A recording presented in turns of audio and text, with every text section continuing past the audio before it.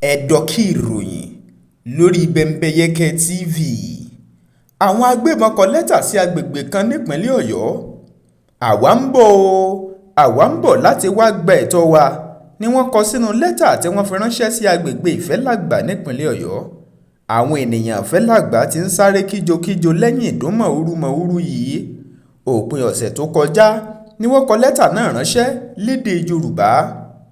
Èyí gan ló ti mú ìpayà bẹ́ sílẹ̀ tọ́pọ̀lọpọ̀ sì ń dúró.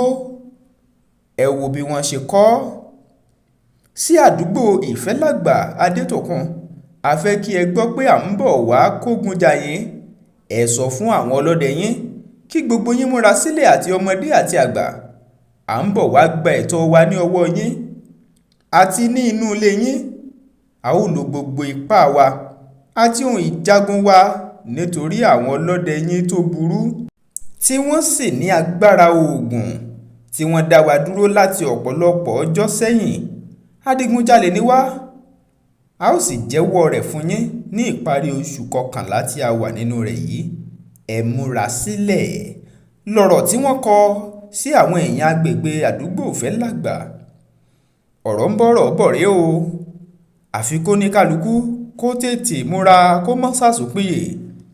Wọ́n ṣàlàyé pé agbára àwọn ọlọ́dẹ agbègbè Ifelagba ni kò jẹ́ kí àwọn ti kógun jà wọ́n tẹ́lẹ̀. Ipá wọn pọ̀, agbára wọn pọ̀, oògùn wọn pọ̀. Ṣùgbọ́n lọ́tẹ̀ yìí àwọn yóò jẹ́wọ́ ara àwọn gẹ́gẹ́ bí orúkọ àwọn adigunjalè. Àwọn adigunjalè náà sọ pé àwọn ti ń lépa àdúgbò Ifelagba láti ọ̀pọ̀ ọjọ́ sẹ́yìn.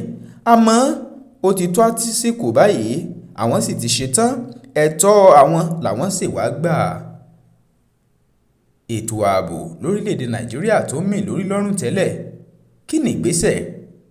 Kí ló yẹ káwọn èèyàn agbègbè yìí ṣe? Ẹ̀dọ̀kí ìròyìn lórí Bembeyeke TV. Bembeyeke TV jẹ́ ìkànnì tó o ti lè rí ìròyìn bó ṣe ń lọ wò nígbà gbogbo. Ọ̀pọ̀ ló ti ń fojú sọ́nà fáwọn ojúlówó ìròyìn àti ètò lédè àbínibí wa. Kí ẹ lè máa rí wò, ẹ subscribe sí Bembeyeke TV lójú òpó YouTube yín. Ẹ tẹ notification bell option all. Ẹ like ẹ, kẹ́ comment ló bá tán. Gbogbo ìgbà tí ìròyìn bá ti balẹ̀ wàjà ní ìsọfúnni yóò máa dé sọ́dọ̀ yín. Bembeyeke TV, ojúlówó ìsọfúnni.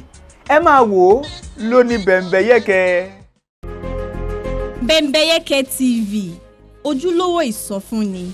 Ẹ máa subscribe, comment, share, like. Ẹ máa wò ó lóní Bembeyeke.